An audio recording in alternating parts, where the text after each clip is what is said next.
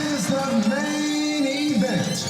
Fight fans worldwide, you tuned into the #1 undisputed boxing podcast today. This is the Boxing Breakdown.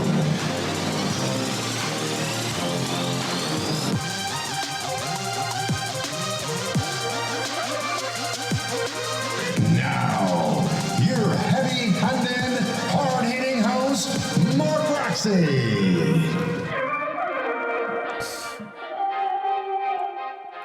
What's up, what's up, what's up? Welcome back to another edition of the Boxing Breakdown, and I am your host, Mark Roxey, and we are here with my good friend and partner in crime, Mr. Harold Hunt. What's up, what's up, what's up, my brother?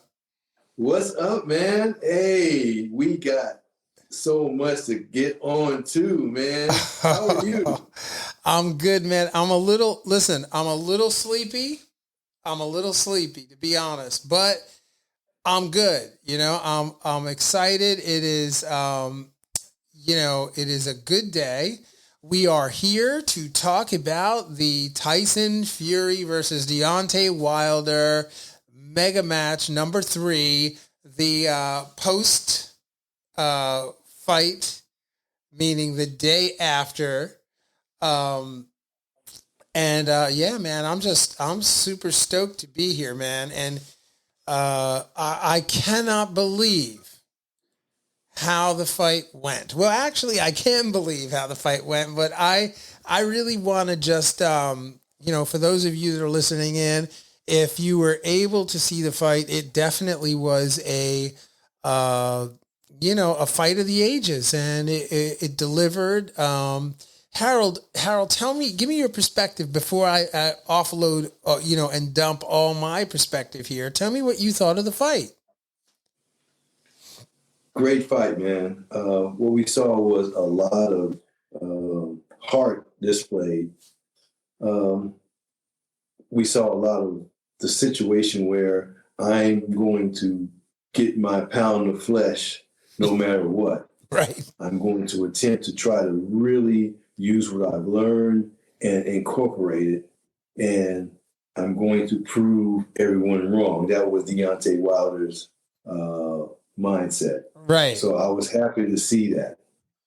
So from Fury's standpoint, just briefly, he wanted to prove that he was the heavyweight champion of the world, and he was going to apply the same situation to this fight as he did the last. Right. And that was his mandate. So both of them came in with their situations intact, and they were going to actually make it work. And it was a great fight because of it. Yeah, man. I just, I don't even know where to begin because, first of all, I thought it was a brilliant display of heart on both, for both men. They just displayed a tremendous amount of heart, a tremendous amount of dedication to try to win. And I thought, man, these two guys are trying to take each other's heads off with every shot. And, I felt that Deontay Wilder, for all the pomp and circumstance about whether or not he had improved or whether or not he didn't improve, I wonder, what did you think about his improvement? Did you see an improvement in his work? Well, when he first came out, he had initiated the jabs to the body, the jabs to the head. He kept coming forward. He didn't let himself be pushed back on the back foot initially. And he actually threw some 1-2s and landed some few punches in the first two, in the Deontay Wilder fashion. Right. So he did, in fact, improve in his style to kind of combat Tyson. But, as we know, it morphed into something else. But he came in with his training showing. Yeah. Well, I mean, I definitely think it was like round 20, right? Of the previous fights. I mean, I think that, he lands some very material punches, and he scored some very material knockdowns. And I thought that, for those people out there that are saying that, Tyson Fury dominated the fight, I don't know that that was the case. He certainly imposed his will in the fight. He certainly staked his claim in the ring, and he wasn't giving up ground. He wasn't trying to give up ground, but I think it was just a matter of who got the better of the other, because they both did a great job. I mean, I felt there were some very good things that Deontay Wilder did in the fight. The stab to the body was good. I mean, there were a lot of very, very good things that he did. But I will tell you this, Harold, in my assessment of the fight, and I'd be very interested to hear what you think about what I'm about to say, which is that in the course of the fight, the one thing that Deontay Wilder was doing, especially after the third or fourth round, is he was moving himself to the left. He was moving to his left. And not only was he moving to the left, but he's moving to the left with no angle on his jab, no angle on the hook. So in other words, he's moving toward the power hand of the Gypsy King. And as he's fading out and fading back, he would occasionally throw a hook, which was not going to land because he wasn't even in the right distance to throw the hook. And as he tried to throw the hook, he'd be countered over the top constantly, to the point where I think Tyson Fury saw that shot. He understood that it was there. He understood when he was going to take advantage of it, which wasn't going to be early on in the fight. He knew it was there, but he also knew that Deontay Wilder was way too strong. Hence the early knockdowns, the knockdowns that came where Fury went down. Deontay Wilder was pretty strong in those moments. There were a couple of shots behind the head from Deontay Wilder. He threw some shots behind the head that caught Fury in the back, and I felt that was probably the most fundamental mistake that Deontay Wilder made the entire fight, was he was drifting out to his left and with his guard down. And, that was not a good look. So what do you think about that? Did you see that? Yes, I saw what you saw, but I saw an inherent training discipline that was not incorporated in his first instruction of boxing. And that is to be on the phone. He was not on the phone, meaning that left hand was not in a position of defense.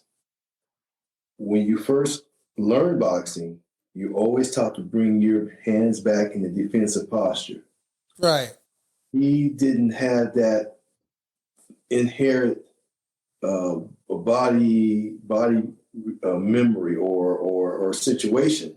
So those times he would getting hit over on that side of his head with the right hand from Tyson was because he did not have that hand up there to block that shot. So when they were in the firefight, when they were trading punches, he has to come back and be on the phone or a defensive posture with that left hand.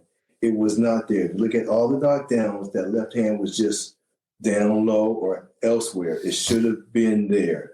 And to me, if you want to look at the bottom line of the fight, it was just that he was unable to, the fundamentals were not there for him to block that punch or get that punch out the way or make Tyson not throw that punch there because the hand was there. That is what I looked at. And also, as you said, he was going the wrong way. He lost some angles. But to me, the main thing was he left himself open for Tyson to hit that, to hit that area and it caused some of the knockdowns and the knockout. Yeah, and I think as the fight went on, as you got past fourth round, fifth round, you know, another thing that was occurring in the fight that was really smart of the the Fury camp was he was leaning a lot on Deontay Wilder. He was leaning on him. He'd come in with a nice crisp 1-2.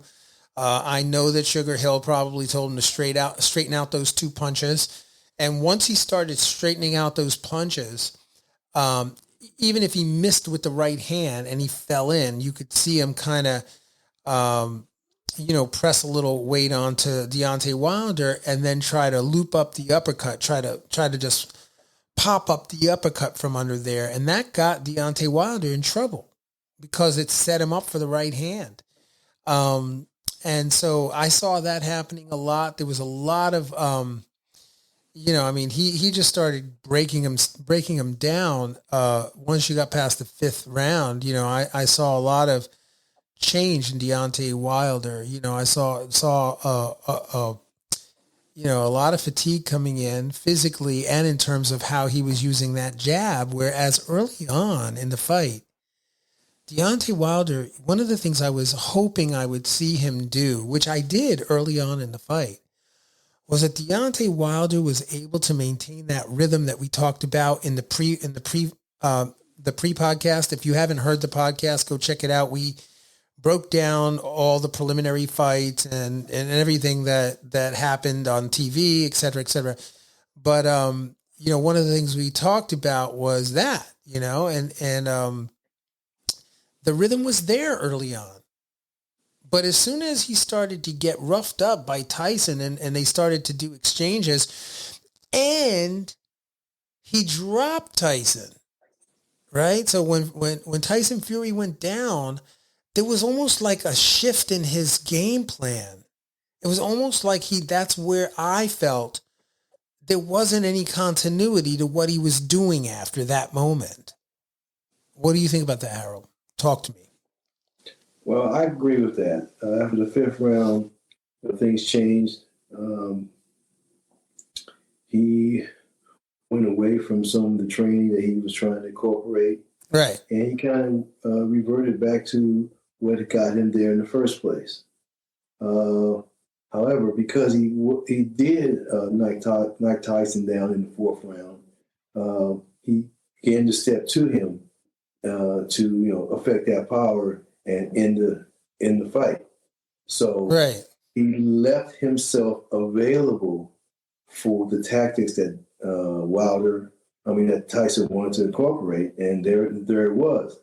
He abandoned that training, not abandoned it, but he stopped using the jab and moving around because he wanted to stand in the pocket and see if he can deliver and close it out because he had done so in the fourth round. Success sometimes puts you in a situation where you put yourself in a negative situation because you're looking for that same opportunity again, and you stand in a situation where you can, be taking advantage of yourself.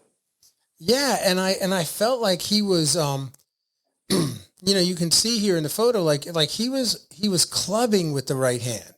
Once you got past the fifth round, I think this is a shot from like round 6, but once he got into like the 6th round, Harold, he started clubbing. There was a lot of clubbing with the right hand. It wasn't crisp and straight, Yes, it seems as such that's what happened because he was looking to come around and catch him and end it as he knocked him down in the fourth round. So they got in the pocket, and the quicker man got to the target quicker than the other, obviously. And what you had was just a lot of fundamentals that were obviously on Tyson's side because he did a lot of movement with his hands, his head when he was in the pocket. Whereas Deontay was looking to drop that right hand, and he was trying to set it up, in the fashion that Deontay Wilder uses. Right. Well. So Harold, I want you to look at this photo and tell me what you were thinking. Tell me what you think about this shot, because this is what I was talking about with him, with Tyson leaning on him a lot. Like look at this photo and you can see how he's leaning, like just pressing on him, dropping his shoulder down on Deontay Wilder and, really getting the best of these infighting moments, Oh yeah, he used that weight advantage he had, the height advantage he had, and it was just a wise move to use his physicality in the weight department to have an advantage. And you cannot discount the strategy, the step to him strategy, to putting the weight on. I mean, weighing himself on him, pushing him. It was well done. He did a great job. He knew exactly what he needed to do. Even if Deontay was sharp with the new training techniques, putting the pressure on him, putting his weight on him was going to be effective. Yeah. And as you just were mentioning that, you can see here, this was a recurring action throughout the whole fight where, Tyson Fury would just, lock it up. He just before this photograph, he came in with a 1-2, like he dropped a 1-2, tried to throw a 3, didn't get the 3 off, and locked him up just like this, and then started putting all his body weight on him. And I think that this was in round 7, and as you know, that's going to take a lot of it's going to burn a lot of energy is what I'm trying to say. Well, I agree with that. Just to have that arm around his neck and just pushing him down, and just I would see him just throw his entire torso, just condense all of that weight, on Deontay. There it is again. He just really put the weight on him and lean it back against the ropes. feel that extra poundage, and with the fatigue that Wilder was starting to get to, because he had tried to take him out in the 4th, 5th round. He was already exhausted, and this extra just poundage, just drawing the life out of you. He did it the right way. I can't say anything other than the way he fought was very wise. He used everything he had. Yeah. And there you go again. Look at that. A lot of folks that are not watching or don't understand what that does. Like when you're fighting, how many pounds did he have on Deontay Wilder in this fight? Well, he was at 77, 277, and Wilder was at 238. Yeah, man. So if you do the math, it's quite a bit. And that over time, plus fatigue, can feel like 1,000,000 pounds, man. And it's coming from a person who is taller than you, who is pressing down on you. Wilder's used to, he is usually the largest and the tallest in the ring. And this is a man who's bigger than he in every regard. And he was a small man. He was being put upon. And no disrespect. Listen, Harold, no disrespect to Deontay Wilder. Deontay Wilder has nothing to be ashamed of. He did an amazing job in the fight too. He gave the crowd an amazing fight. And really this fight could have gone either way had Deontay Wilder, if he was able to have landed a little bit cleaner. But this is what I was talking about to you before. If you look at this photo right here, what you're going to see is Tyson Fury with the right hand, dropping the right hand over the top. You see that? So that he connected on that right hand. And that was because Deontay Wilder was trying to move out to his left shoulder, to Deontay Wilder's left shoulder, to Tyson Fury's right shoulder. And this was the recurring shot that was landing throughout the night. And Tyson Fury knew that shot was going to be there the whole night. It was just a matter of getting him and landing it cleanly when Deontay Wilder was tired and fatigued, where he knew he couldn't recover from the shot, right? So this is a really what are your thoughts about that, Harold? Well, as I said earlier, he never had anything to deter him from throwing that shot. It was sitting right there in his face. It was right there the whole time. There was never, he didn't even have to time the jab to come over the jab, because it just, when the jab went out, the jab came back low. So he had no worries about, I'm time the jab and drop the right hand over the left. It never happened because it was sitting right there. So of course he's going to take his time and eat when he was ready to eat, and that's exactly what he did. He took little bits here, bits there, and then he just knew that there wasn't going to be any resistance at a certain part of the fight due to fatigue and just being in the pocket with him. So I think he, as you said, he saw it early and he just waited and used it at the proper time. Well, so here we go. This is in round 8. So check this out. He's got the jab stuck on his face, blinding him with the jab. Deontay Wilder is trying to step out to the left, and the right hand is about to crack him, right? He's going to land the right hand perfectly flush right on the jawline, right? And so that was, why, I think one of the things that could have made this outcome a little bit different is if Deontay Wilder was switching the direction and repositioning Tyson Fury as he did earlier on in the fight. The first 2-3 rounds, you could see Deontay Wilder walking off, positioning him, switching the position so that Tyson couldn't set this shot up.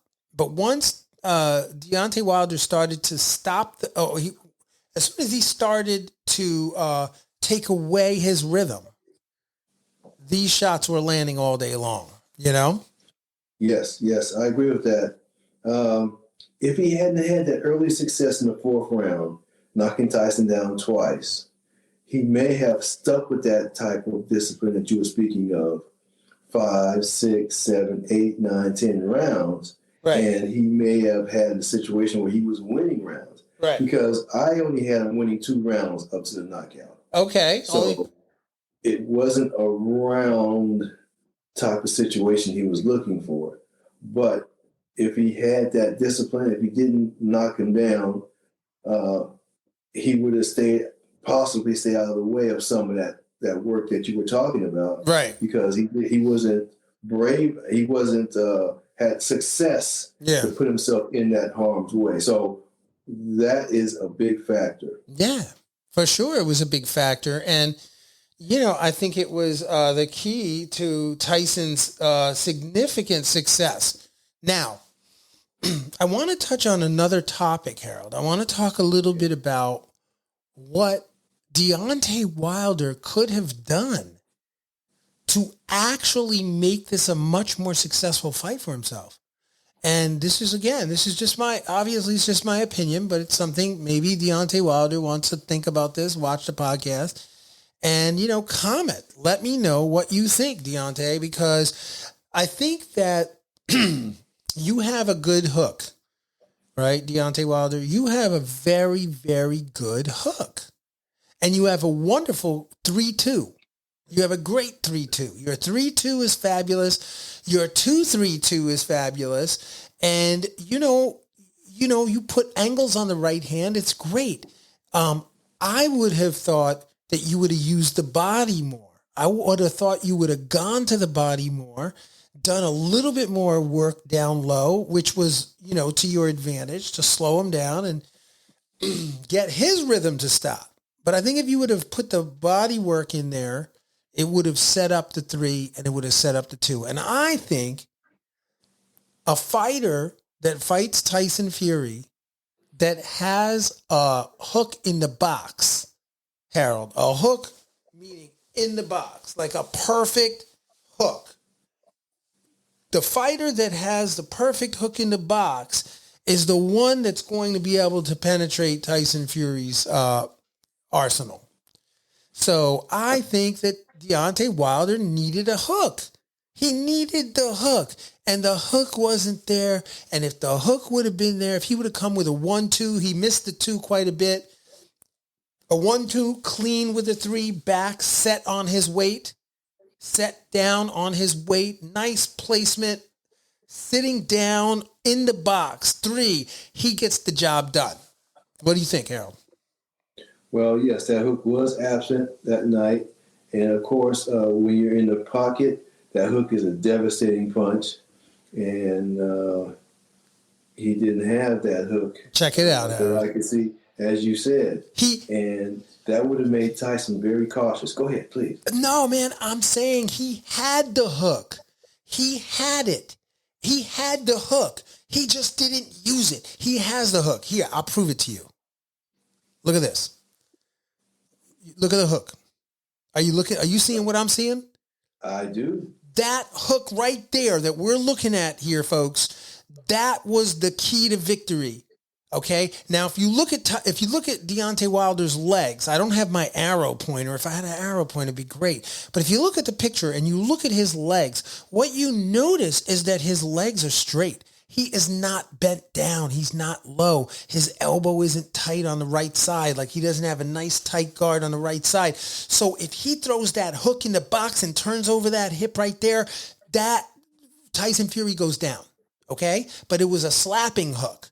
And because it was a slapping hook and he didn't put any credence into it, he wasn't able to get the job done. The secret to this fight would have been the hook. Talk to me, Harold. Well, I agree with that. I continue to see exactly what you're saying with that hook. Now, that hook, that picture there, his feet were pretty close together, so there was really no leverage on it. And as you said, it was a slap. So going forward in his career, I'm sure he's going to develop proper placement when it was footing, and so he can deliver that hook. Check this out. Check this out, Harold. This is after he landed a clean right hand. He landed a clean right hand right down the pocket. Look at Tyson reaching around him. He's lost his balance. Deontay Wilder clipped him with a perfect hook. And you know what he didn't do? He didn't follow up with the hook, Harold. Right. Follow. He caught him with the right hand and he needed to follow up with the hook. Look at this. Look at this shot. He landed that right hand. You can't really tell that well from the photograph, but he landed that shot so cleanly. And had he landed that shot, it would have, what do you think, Harold? That because he has a hook. I see the hook sitting right there. I see his arm right there in position to deliver that hook to a man who has no defense against it. Yeah, he's already hurt. Look, he's reaching with his left hand. He's reaching around because he knows he got clipped there, Yes. And his footwork is proper. Deontay Wilder's footwork is proper. He would have really delivered a very powerful blow there. Well, He's just didn't have the fun. But, Mark, this goes back to what I said earlier in our broadcast about the fundamentals. Right. Fundamentals are what I spoke of earlier, and the fundamentals are you throw a right hand, you come back, you follow with a hook. That is, a basic fundamental. That's what I taught my own son. The right hand, and, come back with the hook. And right. That's just for, so that's the kind of thing that you have to be able to do. So I'm sure they go back and look at this and they'll see situations where they could have improved upon. And going forward, if they fight him or anyone else, I'm pretty sure that left hook is going to be something that he's going to try to incorporate. Check this out. It was there, as you said, all night. Check this out. Look at the body. Excuse me. Look at the body, Harold. Look at the body in the photo. Yeah, Tyson Fury's body is wide open, right?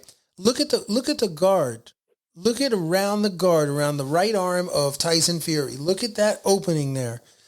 Had he come around the corner with that hook, if he lands a body shot underneath, if he takes a little half step over to his left, and he lands that straight right hand, or if he puts it as an uppercut, I call it a 4. If he puts that 4 into the belly button and he comes back and turns over that hook in the box right through that little keyhole on the outside of the right hand, he lands that shot, Harold. down goes Fury, and he might not get back up. Talk to me. Wow. You see what I'm seeing? Yes, I do. Very clear. Yeah, man. I see what you're saying. It's no joke. And you know, what you didn't see, okay, is the folks that are listening out there, you didn't see him throw the right hand. He didn't, I'm sorry, you didn't see him turn over the left hook because he didn't. He landed that shot. He landed the right hand through the guard in that particular frame.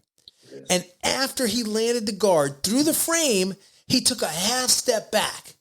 He didn't turn over the hook. He turns over the hook. He gets him. He drops the hook in. He bends his knees down and drops a body shot. You know, he's just won that exchange, and he might have knocked him out with the power that this guy has. Because Deontay Wilder is a monster. He is like, he proved his mettle last night. Yes, Tyson Fury won the fight. But Deontay Wilder, you know, I'm just saying, you know, and Tyson Fury has always been, you know, ace in my book. I have to say that. He's a skilled, top, upper echelon heavyweight. He's going to be around for a long time unless, of course, he decides to retire. But, you know, Deontay Wilder, hopefully, I really, really hope that Deontay Wilder continues to fight. And I really do hope that he finally gets into the position where he gets the right team assembled.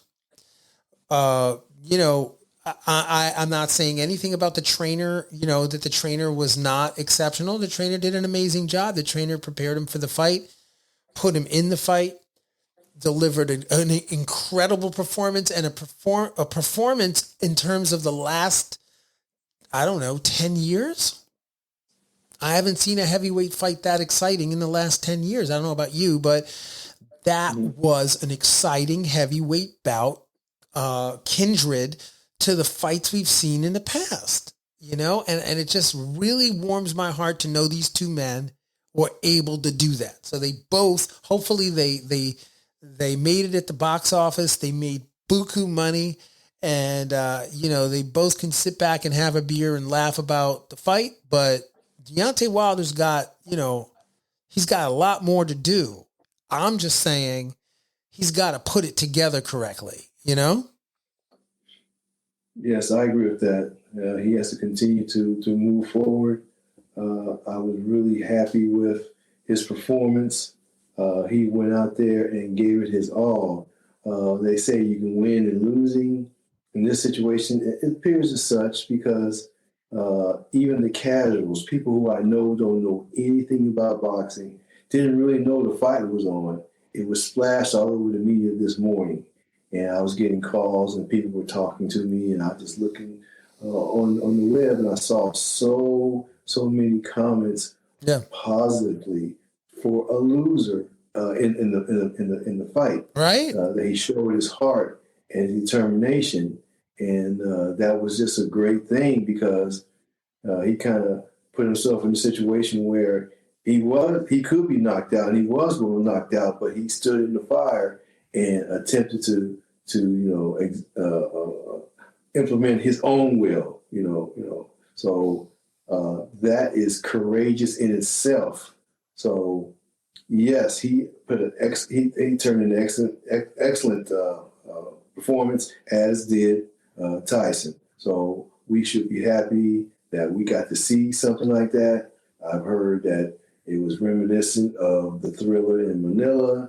I wouldn't go that far, but there were knockdowns, and just the way that it went about, you couldn't really predict who, in fact, was going to be knocked down next. Yeah. So 5 knockdowns was a lot. That's great. It sure was, man. But people were jumping up in their seats. People were so excited. Look, what happened toward the last end, you know, we're going to get towards the end of the fight, right? Where you get to the 9th round. And what I really picked up in the 9th round is I saw a degradation in Deontay Wilder's guard. You know, I really saw, like what you talked about earlier, with him not bringing them telephone, you know, he's not bringing those 2 telephones back to his head, or like I like to call them, you know, two knights defending his castle, right? he didn't have the two knights defending his castle. So he's like this. He's like this. And he was getting caught with stuff that he shouldn't have been getting caught with on the outside. He wasn't even like in an inside position, and he was getting caught with hooks, silly slap hooks. And I'm like, yo, what is he doing? Like, what is happening right now? You know, like here in this photo illustrates exactly what I'm talking to you about. He gets clipped. This is in round 9, and he gets clipped with a hook. Tyson Fury gets clipped, clips him with a hook. You can see that he gets clipped with a hook, and he goes up into the air, right? Right. His guard, look at his guard. His guard's completely down. It was just not a good place. Now, I don't know if it was because he was hurt or he was tired from all the leaning. What do you think? You think it was because he was tired? You think it was because he was hurt? Well, I think he was tired and hurt, but if he had, in fact, had the muscle memory to put those arms up and to, put himself in a defensive position with his arms, his being tired and all that type of thing wouldn't have been that much of a factor, because Tyson would try to throw things to a position where there was no opposition. I mean, there was nothing there. So he had a free reign to go through. Right. So I'm thinking if he had his hands up, certain postures, Tyson may have not attacked him in such a manner because it simply wasn't wide open. Yeah, and here you go again. You see the leaning up against the ropes. Deontay Wilder was up against the ropes quite a bit, Harold, and he should not have been. He should have been in the center of the ring using that stick. Right? But he wasn't. He was up against the ropes here, and you could see look at Tyson, look at how brilliant that is. Now, when I say look at how brilliant that is, what most people can't see, and hopefully the Boxing Breakdown folks can really get this picture right here as I describe it. But what you see Tyson Fury trapping Deontay Wilder's arms. I don't know if you can see that. You see how he's trapping him? And then what he does is when he finishes trapping, he leans on him, and he uses the power of the ropes, and he uses the power of his shoulders and his sheer, the extra body weight that you spoke about earlier. He's leaning on him, and it's taking so much out of Deontay Wilder as you get into the later rounds. Yes, it did. I mean, that trap technique was good. The leaning on him was good. The stepping in the pocket to keep himself safe was good. When he did get knocked down twice, it was simply because he was in the pocket and he was getting hit with that right hand, which wasn't a rabbit punch. It wasn't quite behind the head. It wasn't. But it was in the vicinity of that. And people were saying it was behind the head, but I don't think so. Because when you kind of lay in and try to trap, as you said, your head's going to be vulnerable. Yeah, it was perfectly placed. Here you can see in this photo right here, right? What you can see here in this photo is that the jab, Tyson Fury was using the jab to lift him up. You see how he's a little bit bent down and he's kind of like stabbing with the jab. But what he's doing is he's lifting Deontay Wilder's head right up into the air. You see that? And so then he comes down with a chopping right hand around the corner with a little lift. So he's bringing it on an angle over the top because he's got Deontay Wilder up against the ropes. Basically, the rope is right at his waist, at his fulcrum. The rope is right where his lower, probably like the third vertebrae from the bottom, fourth vertebrae from the bottom is. And so when he hits him with that jab and leans on him, it actually bends him over his entire back, over the ropes, and he lands the right hand. You see that? Yes. Yeah, man. That's talk about imposing your weight. And he came with that jab, like it was almost like a lead leg jab with his front leg dropping in and lifting him up at the same time. It was really well executed. And I think that, to Sugar Hill, to credit of Sugar Hill and the team, Fury's team is what they did is they really worked on the placement of that right hand because they knew that he was going to get, if he was landing it behind the head, he was going to get warned for it. So there was a lot of precision on the right hand in the fight. Yes. And the way they used the ropes, they had different procedures they were going to use once they got him up against the ropes to help with, keeping him still. I mean, of course, the ropes are used for that, but they had several plans of attack whenever they got him on the ropes. Right. There was I saw at least 3 different procedures they used while he was on the ropes. Combinations, movement. Combinations, posture. Positioning that they used when they got his back when we got him on the ropes. Right. So as you said, Sugar Hill, they obviously picked up some procedures that they were going to use, and the one that worked the best was that right hand over the top, but it was predicated with the left hook and the jab. So it was well done. And Harold, we must not forget in the 9th round the uppercut. So look at the craftiness of this. Check this out. When you look at experience and you look at a guy who you'd consider a veteran, right? Look at how Tyson Fury has his hand around Deontay Wilder's neck. Can you see that? Yes. Okay, so he's leaning on him with his front leg, right? But what you don't see in the photo and what actually happened here is he hit him with a rear uppercut. He actually landed the rear uppercut right on the chin, like solid, popped his head right up into the air, and then followed up with a couple of other shots, including the right hand, the right looping hand. Look at his position. You see how he's on the left shoulder of Deontay Wilder? You see that? Very clear. Yeah, man. So that that uppercut was what got Deontay Wilder in trouble. It was really affecting him throughout the fight. As it was, truly it was. Well, all I can say is they really did a good job using the advantages they had. Yeah. Not only was he quick enough to move around the ring, but he was nimble enough to execute those things that you spoke of. And he's used to being the bigger man, of course. There's no one that he's fought that's bigger than he. Right. So, and when he has anyone that he's going to fight, it's going to be smaller than he. He is part of his technique, part of his success is leaning on people and applying that pressure from up high. Yeah, heavy duty stuff, man. Heavy duty stuff, and really tactically, I beautifully performed, beautifully done. And like I said, I mean, hopefully the folks that are listening out there can really understand what I'm trying to say. Here we are again with the same right hand. Deontay Wilder's he's caught up in the corner. They're exchanging. He's catching most of Fury's exchanges here, by the way. He was blocking, good defense here. But then as he tries to step out to his left, he gets caught over the top. You see that? And look at the left hand of Deontay Wilder, right? His left hand has no angle on it. His chin is completely exposed. He's completely, and look at Fury right over the top. Boom.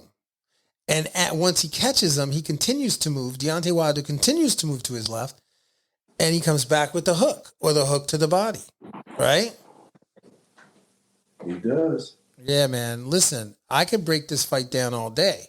I mean, it was beautifully, like, initially you see these two heavyweights and you think, oh man, they're just banging each other up. They're banging each other up. But there was so much to what led to the victory for Tyson Fury. And I want to say this clearly. I'm breaking down why Tyson Fury won the fight. I am not by any means suggesting that Deontay Wilder didn't do an amazing job. I he am did. simply He did. pointing out the keys to victory and in a post recap, what I saw as being a very big contributing factor to why Deontay Wilder was not able to come out with the victory. That's all I'm saying. And, shoot me down, tell me I'm wrong, whatever you got to say. Leave your comments, man. We want to know, right, Harold? I mean, I'm going on the line here. I'm going on the line, right? Well, hey, you are going online, but what you're saying is very clear and very, it's just something that our listeners need and watchers need to see. They need to understand, that situation, and that's something that they're not going to see on the regular. But just the inside work, the posturing, the jockeying for position, the taking advantage of his being tired, and taking advantage of him not being fundamentally sound, his arms not going in the right position for defense. If he was able to kind of check it out, lock that stuff down. So yeah, it was a lot of infighting, a lot of in posturing that he was able to use. What you got there, Mark? Yeah, no, well, I'm just pointing out what you're talking about, which is his hands down. He's pulling out. He's pulling out. His back's against the ropes. He's pulling out and he's going to get caught with a straight left hand. He's going to get caught with a straight left hand to the body or a left hook, decoy left hook, and he's going to get caught with an overhand right as he pulls out to his left. That's what's going to happen. And that's what happened over and over. As the fight continued on, it continued to happen. And I just, for those of you that are listening, the one thing you have to do is when you're, if you're a fighter out there, take note. Do not move out to your left with your guard down like that. Because if you do, you're going to get caught. You're going to find yourself on the ground because, there are certain fighters out there that spend a lot of time in the gym practicing that overhand right, knowing exactly when to throw it, where to step, when to step, so that they can hit you with that overhand right over the top. So if you're in the gym, you make that correction. Deontay Wilder, you make that correction because I want to see more of your work. I want to see you out there fighting, man. You're an amazing fighter. And there's no reason for this. There's no reason for this. This has to be corrected for sure. Talk to me, Harold. Agree? Well, disagree? Mark, yeah, I agree, Mark. But you would be the one to teach him. That's for sure. I'm sure you have drills and profiles that you would use to get him to do exactly as you said. And I believe after this fight, he has more capacity to follow instructions because he showed me he could follow instructions until his natural abilities or natural thought process came in place. So he proved to me that he can do that. But he did fight well. It's just that the inside game, the Sugar Hill and Tyson put together, he was just meat for it. He was just for sure. He just didn't have opportunity. And on the outside, he was kind of the same kind of way. If Tyson chose to box him, he could have done that. He couldn't have landed anything. The only way I saw Deontay Wilder really had an opportunity to do something was in the pocket at length, not up close, not in a clinch situation where he was obviously taken advantage of by, the little nuances of, being a heavyweight. Right. Like you said, tying up the arms, moving out of the way of the power of being so close, delivering punches that you may not see.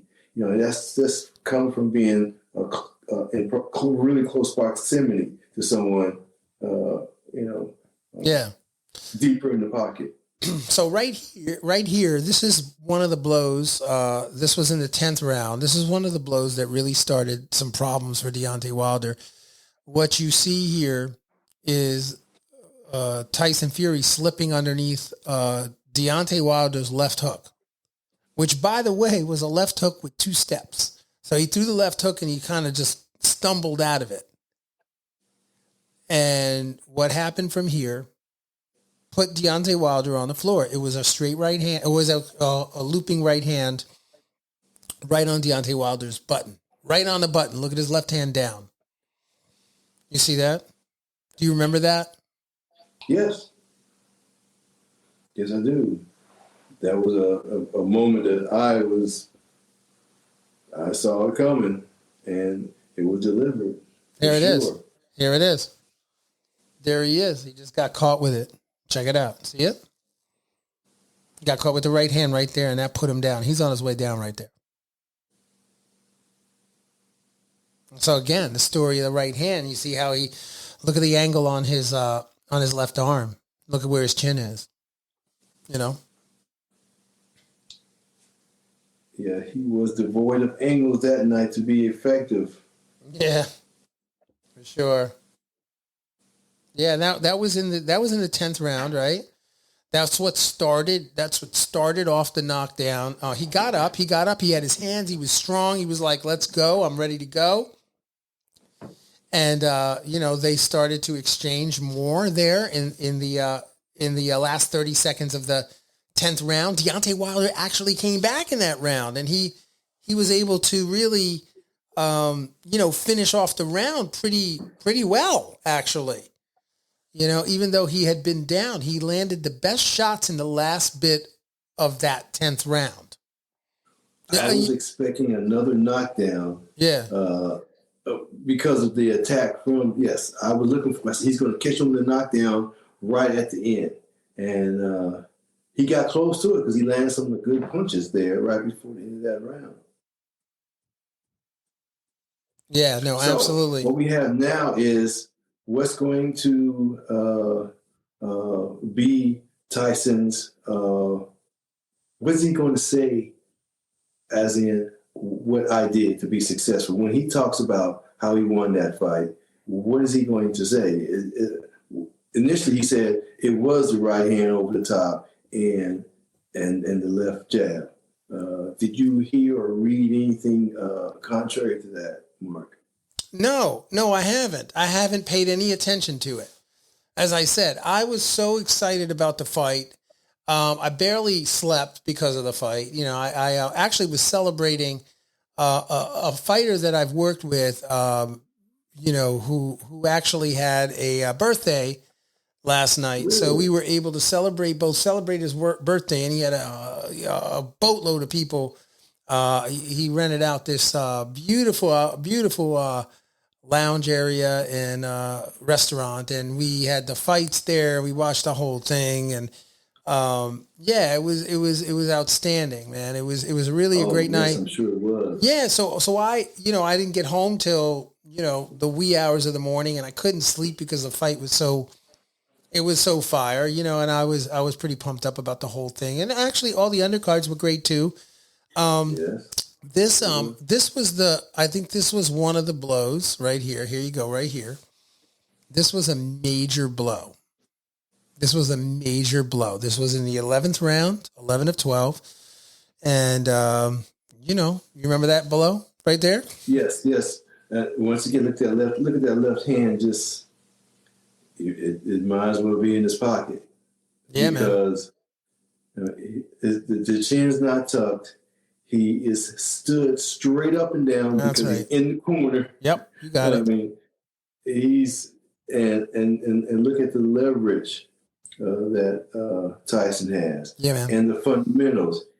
He's got the chin tucked. He's got that left hand, in a defensive position, and I'm sure he's stepping forward. We can't see that. And he's coming through. He's executing the punch. Yeah. As I said before, Deontay standing straight up, no angles, no defensive posture. He's a sitting duck. Yeah. No, man. And it was the result. The bomber, man. Deontay Wilder, who by the way, as I said, put on a phenomenal performance. An outstanding performance, Deontay Wilder. Sometimes, this was just a case of getting caught with the shot. It could have gone either way. You could have done the same thing to Tyson Fury like you did in the first fight. And, you could have been the one getting up here, and had you not been just as hurt as you were, but I just, I think you won the hearts of a lot of people. You won a lot of people really, you got a lot of credit for the performance that you put on and what you were able to do in the fight. And unfortunately, in these boxing matches, there's always a winner and there's always a loser. And you came up a little short, but you've made an incredible accounting for yourself. You will go down in the history books as one of the best heavyweights of all time, and your right hand is just something for the history books for sure. So I hope to see you back in the ring again. I hope to see you, the way we're used to seeing you, and just, congratulations to Tyson Fury for the victory. And it'll be very, very exciting to see what happens in the heavyweight division. We don't have time tonight to talk about all the other heavyweights, like Jared Anderson, who we would love to talk about right now, but we're going to come back and we're going to see you on the next episode of the Boxing Breakdown, Harold. And we are going to make it a party, and we're going to talk about the heavyweight division, right? Yes. It's a nice shakeup out here now. It is. That's what to talk about. We really, really do have a lot to talk about, man. And so, I wish we could stay on. It's just about an hour into the production, and I just want to thank you all. Yeah, man, we clipped it, bro.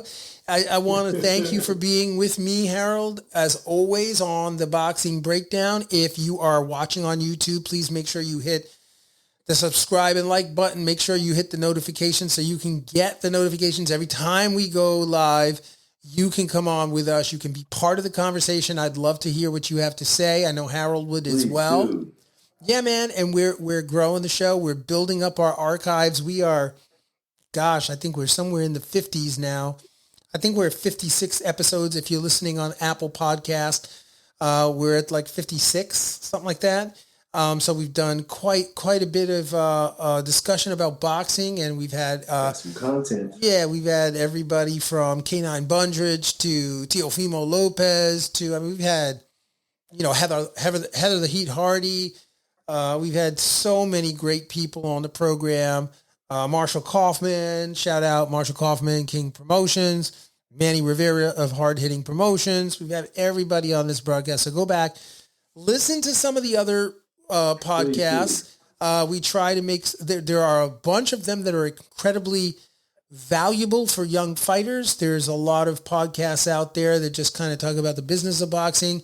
And we have just been having a ball chopping up some of the boxing events. We will be back on the next episode of the Boxing Breakdown, and we will be talking about Canelo Alvarez and Caleb Plant. We will be getting into that fight because that's the next one. Yo, bro. That's the next one on the Boxing Breakdown because that fight's coming up. I think it's like in November, and we gotta get into that one, Harold. Yes. All right, brother. So without what? There's a lot to chew up there. Yeah, man. So without further ado, until the next time, we will see you guys on the Boxing Breakdown. Peace and love, and be good out there. Okay? Take care, Harold. All right. Love you, brother. Love you too.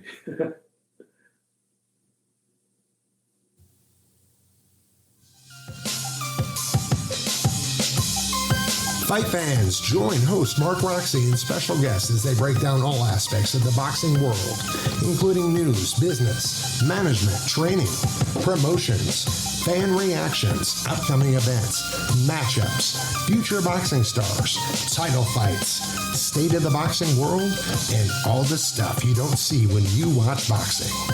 This podcast is released each week on Thursday at 8 p.m. Eastern Standard Time. Live streamed on YouTube, Instagram, and Facebook Live. It's the Boxing Breakdown, hosted by Mark Roxey.